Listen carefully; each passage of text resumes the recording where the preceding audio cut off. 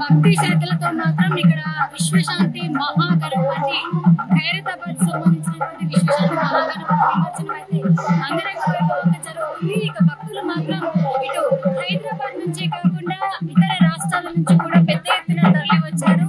మళ్ళీ రావయ్య మహాగణపయ్య అని చెప్పేసి కూడా భక్తి శ్రద్ధలతో అటు పూజలు అయితే నిర్వహించడం జరిగింది.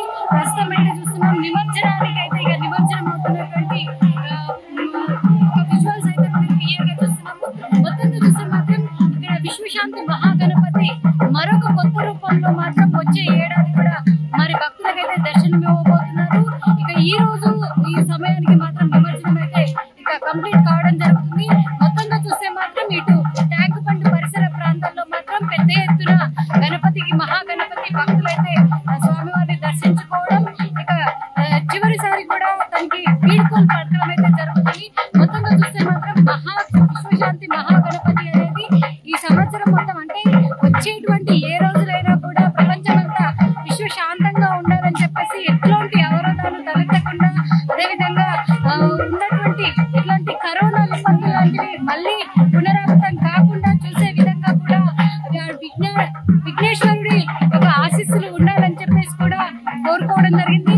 ఇక మొత్తంగా చూస్తే మాత్రం నిమజ్జనం మాత్రం ఎలాంటి ఇబ్బంది జరగకుండా అంటే ప్రధానంగా చూస్తే మాత్రం దాదాపు ఉదయం 4 గంటల సమయం నుంచి కూడా అటు నిమజ్జనానికి సంబంధించినటువంటి అర్చకులు అంటే ప్రత్యేక పూజలు అయితే నిర్వహించడం జరిగింది.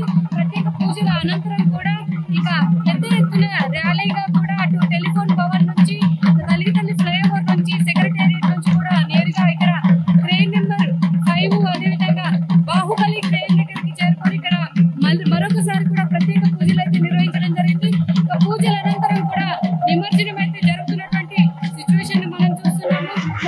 దాదాపు ఎందుకంటే అడుగడుగున భక్తులు నీరాజనాలు అదేవిధంగా భక్తుల యొక్క కోరికలు త్వరగా నెరవేర్చాలని చెప్పేసి పూజలు అయితే చేయడం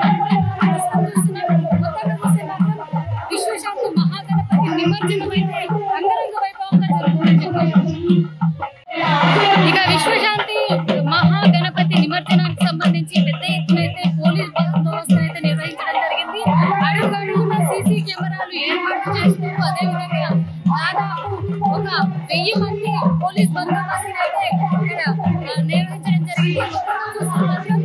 మెడికల్ క్యాంప్స్ కావచ్చు, అదేవిధంగా సీసీ ఫుటేజ్ సంబంధించి కావచ్చు, మిలిటరీకి సంబంధించి కావచ్చు, ఇక మొత్తంగా చూస్తే మాత్రం అధిక సిబ్బందిని అయితే ఇక్కడ నియమించడం జరిగింది.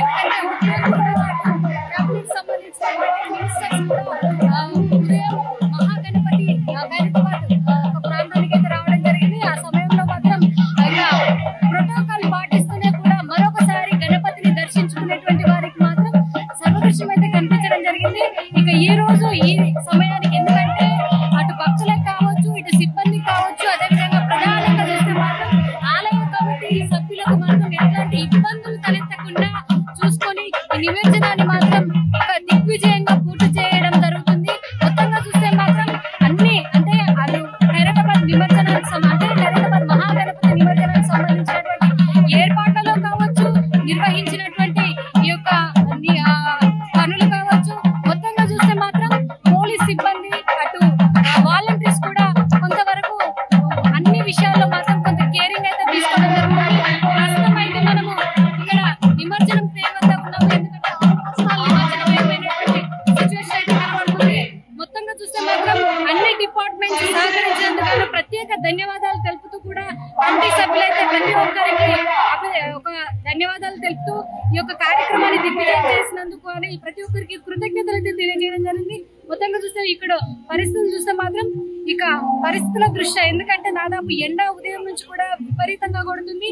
అన్నిటిని దృష్టిలో పెట్టుకొని కూడా నిమజ్జనం అనేది దాదాపు 2 గంటల లోపే చేయాలని చెప్పేసి కూడా ఒక నిర్ణయం అయితే తీసుకోవడం జరిగింది. ఇక నిర్ణయం ప్రకారమే నిమజ్జనం కూడా త్వరితగతిన చేసినందుకు కూడా ప్రతి ఒక్కరూ కొంత సంతోషిస్తున్నటువంటి సిచ్యువేషన్ అయితే ఉంది.